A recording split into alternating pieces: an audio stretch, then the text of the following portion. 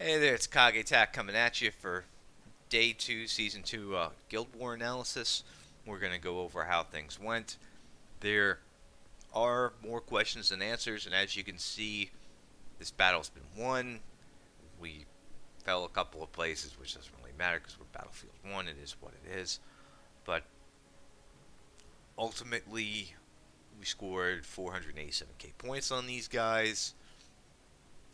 The previous team we scored, I think, 466 with the little multiplier. So we did about 21k better here without the guardsmen in play. But here's the thing. What I don't understand about these guys is the fact that they were missing a lot of people and we still got matched up with them. So just I don't understand. Is matchmaking predetermined by the very first battle? Did they have a full 30? Because when we looked at their guild originally, when the fight started, they were at 30 of 30.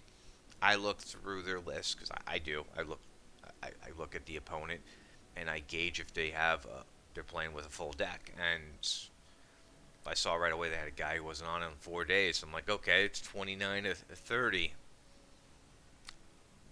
In reality, it was like 23 of 30. I don't know if they lost a bunch of people between the first war because of what happened with the guardsmen. I don't know if they are new to war and they weren't aware of needing to enlist again and they lost some people. But needless to say, as the war went on, they went from 30 of 30 to like 27 of 30. So their leader definitely kicked some people during this fight for inactivity or lack of signing up for a war. So, yeah, I mean, we got more points on them. So, but then again, they had 7 bots. So it's hard to say how much of an impact the Cadia Guardsmen had here. Plus, they had an interesting formation. They had a heavily buffed center, and we still pushed through it because they didn't have a full thing of defenders. I mean, we wasted some extra tokens going right down the middle through their trap, but because they just didn't have the extra defenders, we blitzed through them. If it was 30 to 30, probably just would have went around and then picked it off just to be safe. It was a good strategy. Just poor execution due to lack of attendance. Which begs the question: how did they get matched against us? We're a full 30 of 30 team. So is matchmaking being set day one, and then there's a trajectory that goes into it, which, God forbid, if people start leaving or you start replacing people, what effect does that have on matchmaking? There's just more. There's more questions here than answers. Mind you, also in the past, changing battlefield levels has been it's been iffy to say if that's helped a lot of people, if that's hurt a lot of people, because that also changes a variable in the matchmaking system. There's a lot here I don't understand.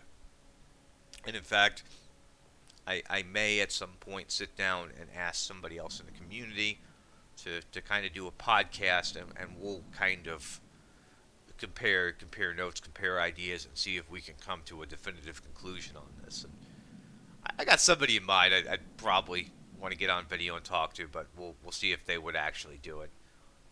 If that person can already guess who they are, you could always DM me. We could talk. We could figure it out. It'd be fun. If you want, you can look back. I used to do podcasts back in the day for the old game, so wouldn't be anything different than that.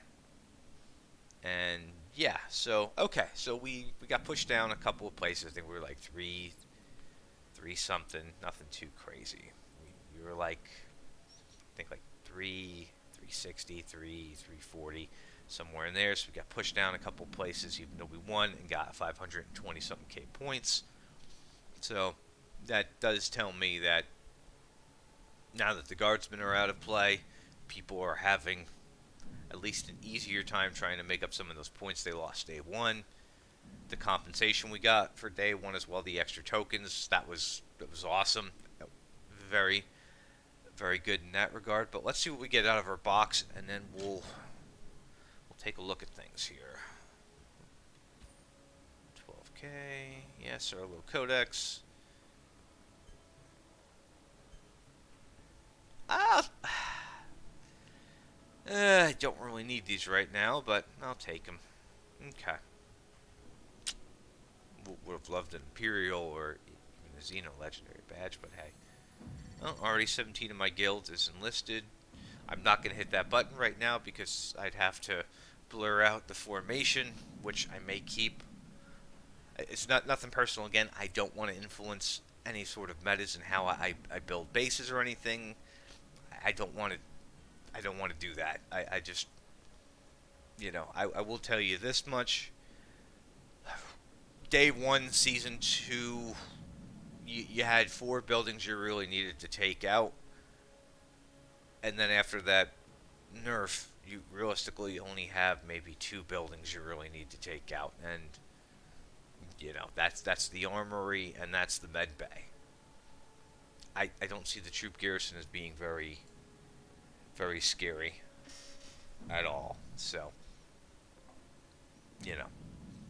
So yeah, I mean, I am a bit confused still on how that took place in terms of the matchmaking. So let me look these guys up again. Let's take a look and see what they're up to here. Let's find them. What was their names again? Defenders of Terror. See if we can find them here. I should have kept their guild tag. I think it was Defenders of Terror. Yeah, here they are.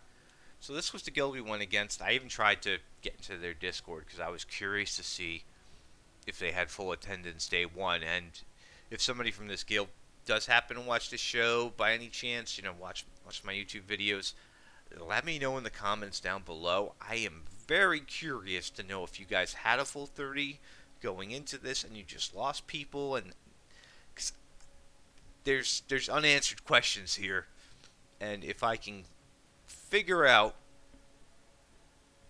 how to advise people the best way to do guild wars so they have a better time, because let's face it, right now this is all still very up in the air. I see here they're still at 27 to 30. They haven't gotten anybody new, but I mean, yeah, they definitely kicked some people. They had some inactives here, and it did not make for a good matchup. It made for an absolutely awful matchup on their end, because if you go into this mode and you're down a couple of people and you're fighting a 30 guild, you're losing a person. On top of losing a person, you're losing attack tokens. So I mean, realistically, these people had 230 attack tokens to play with. So the fact that they got their score that they got with the lack of people they had, that's pretty good, because the last team had to deal with overpowered guards, so I can't hold too much against their performance. It definitely affected people differently. But yeah, I do want to unlock the secrets of this, because biggest problem that people have been having is figuring out which battlefield is right for them. Let's see where people are. Yes. Okay, we're at 3,100. So the amount of level 1 guilds is slowly going up. And realistically, if you have level 20s or 30s in your guild and you're doing level 2 or 3, just if you are winning, be grateful, because those people you're taking along to level 2 and level 3, they're pretty much cannon fodder. They're not going to do much. Here's the thing. You got to look at it this way. Okay, maybe you do have a couple of high-end heroes in your guild, some level 50s, some level 60s. We don't have any of those here. And you're going up against somebody who's got maybe a more even spread. As long as the even spread has the a rarity cap that they are able to fill on the top end, and take down the tier 1 teams, having those 4 or 5 people means jack. Doesn't do you any good. Doesn't help you at all, because of how the matchmaking works. Like, the guild we just fought had a couple of level 50s. Again, we don't have any of those. Maybe they actually had a couple more. They may have lost one or two. Who knows? But it's just level 1. Even level 1, I've got guys who don't fill out the full rarity cap for defense. And I mean, I'll show you guys my level spread for my team, or for my boys here. And it's, we've got some 40s, we've got some 30s. I think we still have one guy in level 20s, 29. There are people in here who don't have the full rarity cap spread for level 1. And these are people who've been playing for a couple of months now. Some of these people have been playing for a longer time, and they've joined us along the way. But the fact that those people don't have the rarity cap in play, and you want to take them to a higher end battlefield, I hope to God you're not crying matchmaking sucks, or this mode is awful, because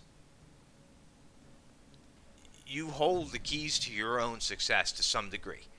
Granted, there are things that are out of your control. People can leave. You could have people not register. You could have people not use their attack tokens. There's all sorts of things here as a guild leader or co-leader that are super stressful and really annoying to deal with on a day-to-day basis, which that's a separate conversation in itself. So, and God forbid you don't have Discord. Yeah, I know people are like, man, they should just make the in-game chat better. There's not a whole lot they can do with that. I mean, if they could separate the loot, the request loot, and have like a war channel or something, that would be nice. I think they have some like attack pins or something coming along the way. That's also really cool. But God forbid, even this guild we went up against, they say they're casual. They still have a Discord, so it's like, because they know if you don't have these things, you're fighting at a disadvantage, and people can say, well, that's poor game design. That's this. That's this. That's this. That's that. I hate to break it to you, boys and girls, but all the way back in like the early 2000s, there used to be, MMOs with PvP and stuff. The teams that had Ventrilo, the teams that had TeamSpeak, the extra comms, those groups, they decimated. Because one, they didn't have to type out commands to their teams, and two, they were able to talk to one another very quickly, communicate quickly.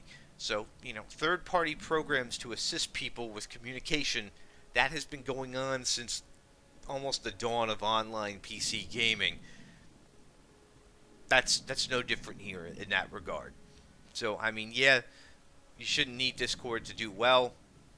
I agree with you, but if you have Discord and the other team doesn't, that's a huge advantage right there. So it's all about how far are you willing to go to want to win. If you want to win, get a Discord, reassess what your guys are doing in terms of their growth. Take a look at what their defenses are. I mean, you could go in right now as in the preparation phase and look at what people are putting down and see if they're actually meeting the requirement for that battlefield as a leader or as a co-leader. And you can make that decision if a majority of your guys are hitting cap. you know, go for it. Go for that battlefield level. I mean, if they aren't, there's no shame in going down to level 1.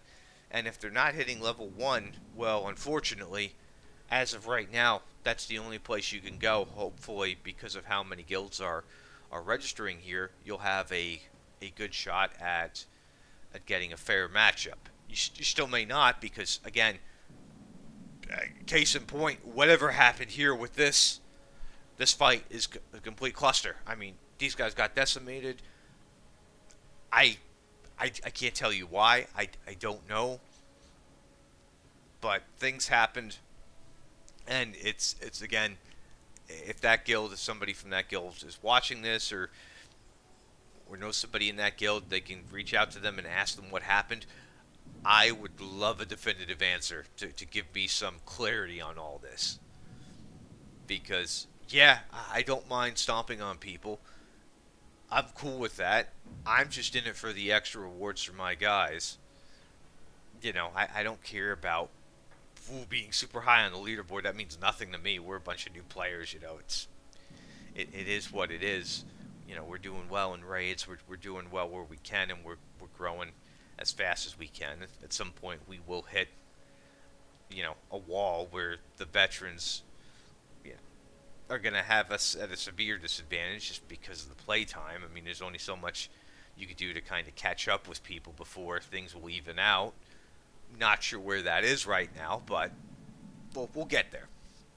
So yeah, with that being said, I am curious to see what your guys' thoughts are on this round.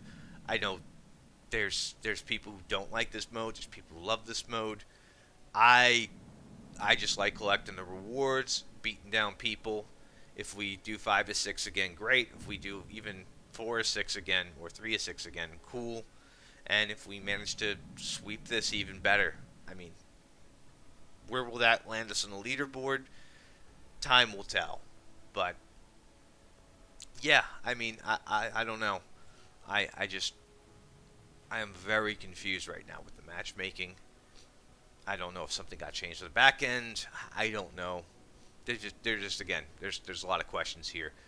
If anybody else has had any wonky matchmaking and there were changes on your end, I'm curious. Please reach out. Let me know in the comments down below. DM me. I know I had one guy DM me that he had a pretty weird matchup, but on his end, he was like 296 to 314, and he had told me that he had 80 unused tokens. So, I mean, literally, in his case, he could have won that war if just a couple more people pushed in, or he could have had a severe amount of dead tokens given the battlefield level he was in, and what people had available to actually kind of throw at the roster. I mean, if you're going up against like a bunch of silvers and the only thing you have left is a couple of stone characters, there's only so much you can do. But anyway, I will catch you on the next one. We'll see how things go. And again, I look forward to hearing from all of you on this, because I am just super confused right now. I'm happy. Don't get me wrong. We completely curb stomped these guys and sent them to the Shadow Realm. But at the same time, it's like, okay, why? Anywho, take care, guys.